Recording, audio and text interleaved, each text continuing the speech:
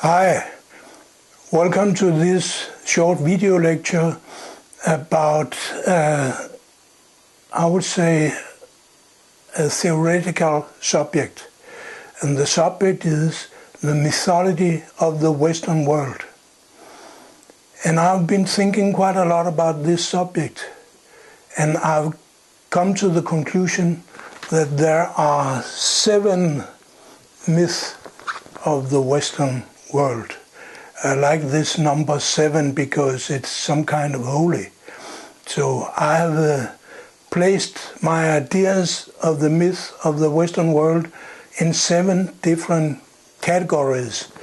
And I would like you to listen and tell me your opinion. But first of all, what is a myth? Well, a myth is something you believe. It is probably not true. It's not a historical truth, but it's something you believe because you want to believe something, so you have a common culture, a common ideology in the society where you are living. I would say every organization and every society, also every family, maybe every person in the world, have his own myth and even his own mythology. For mythology, it is a network of myths. It's not one single, but it's several myths. And to have a strong society, a strong union of societies, then you need some kind of mythology. It's just like a religion. No religion can stick together and continue for many years if they don't have a common mythology. And the same is the case with the Western world. So here is the mythology of the Western world. Myth number 1. And I have to say, I take these myths not in a special order. It's a kind of a coincidence that they are mentioned in the order I mentioned them here. But I think at least the first is very important, and well, they are all very important. So I can't say that any of them are more important than others. But the first myth is the myth of the Second World War. The mythology of the Second World War is that America, they fought against Hitler, and America won, so therefore America saved us all from being Nazified. If the American hadn't conquered Europe and Germany, then we would all be Nazified, conquered by Adolf Hitler. But the fact is that it was the Russians who fought against Hitler. Russia, they had 27 million people being killed during Second World War. America only had 250,000. That is around 1% of the Russian number.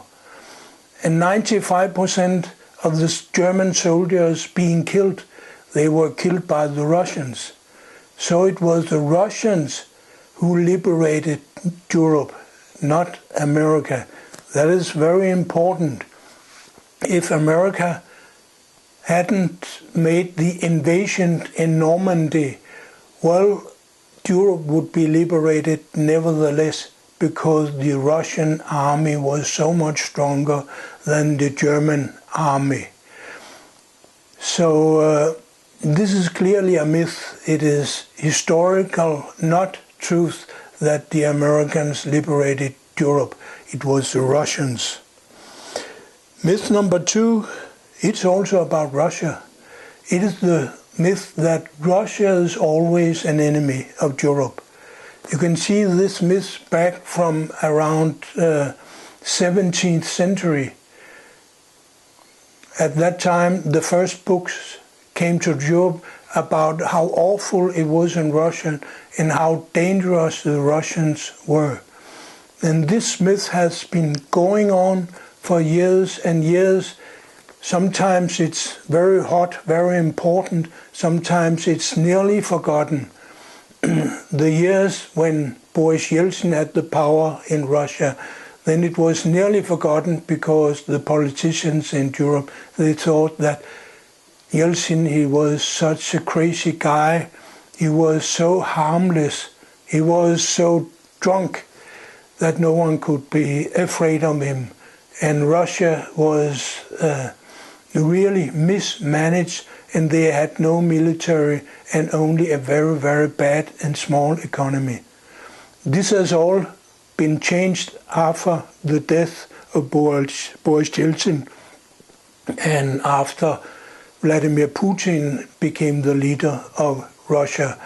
But now the anti-Russian ideology is very, very strong, just as strong as it was during the Cold War. But this ideology is not something new. It is very, very old, several hundred years old. The third myth is the myth of the Jews. The Western world is convinced that the Jews has always been suppressed in Europe, one way or the other. The Holocaust during Second World War was only the conclusion of more than 1,000 years of repression.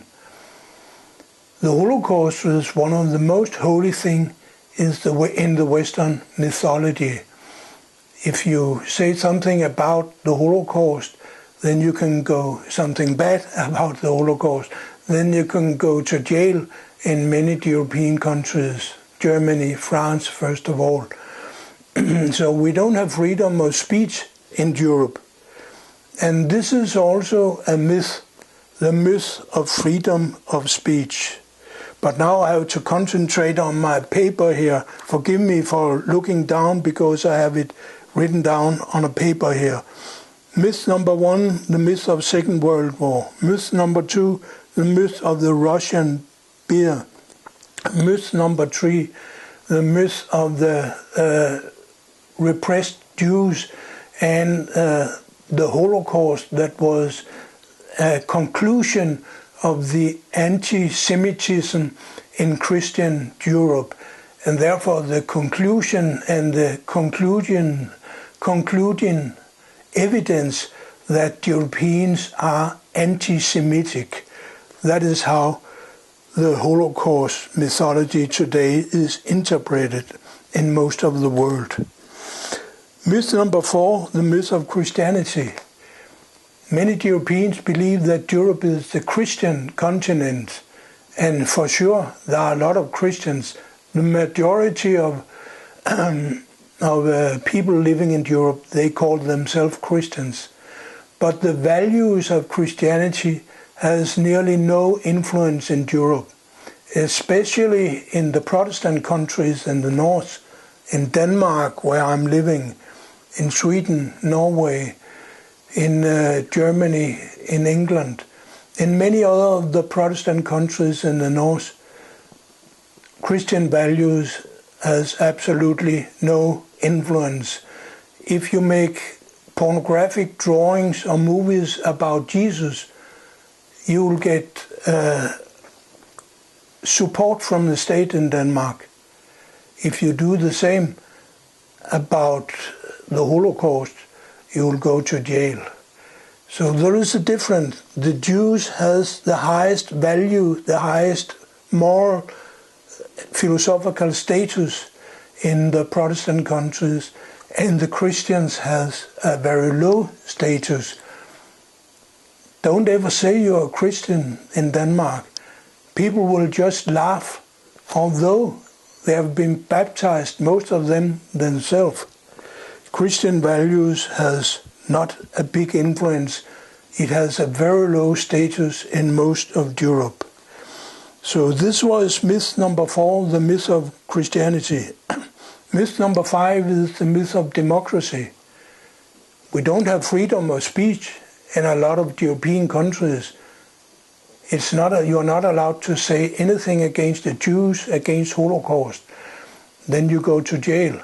So we don't have freedom of speech like they have in England, in America, and even in Denmark. In Denmark is one of the countries in Europe where there's the highest level of freedom of speech. But in a lot of other countries, France, Germany, first of all, they don't have freedom of speech, not at all. And therefore, they don't have a real democracy.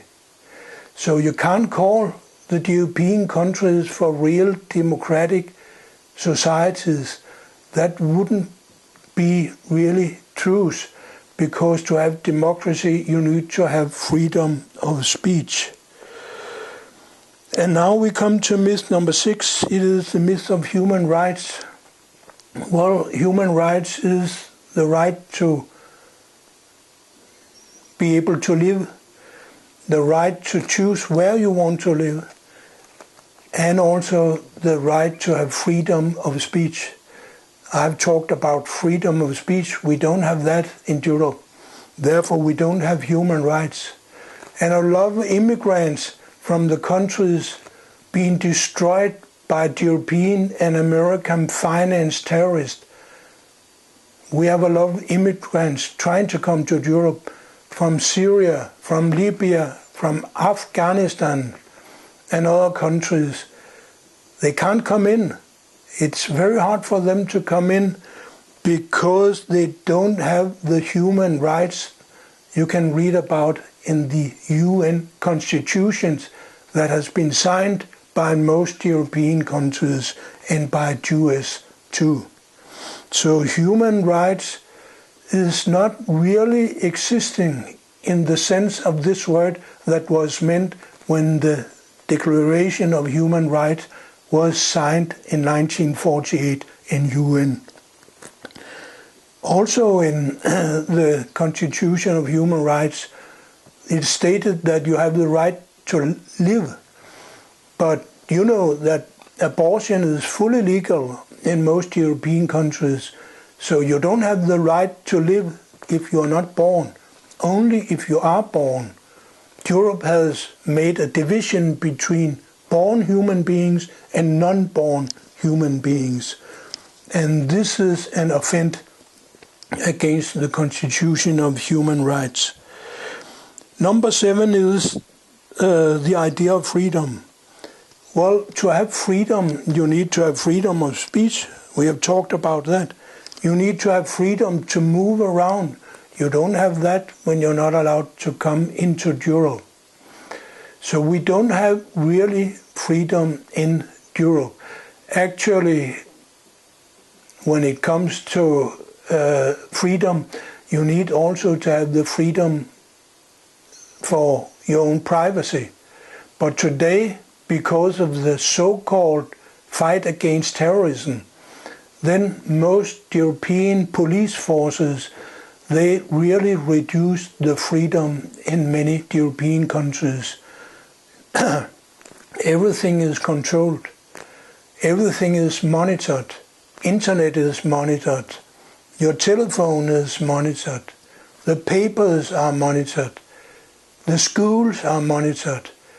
You don't have real freedom to express your own opinions in most European countries. If you're suspected of being a wannabe terrorist, a wannabe radical Muslim, you will probably go to jail.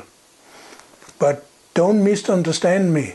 I'm certainly not for terrorism. I think we should have much harder laws against terrorism.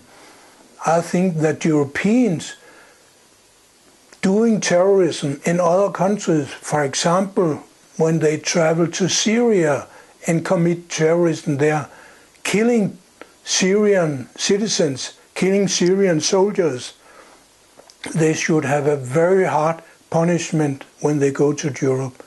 But I'm afraid to say that in Europe, terrorism is fully allowed when you do it in other countries than the members of the European Unions.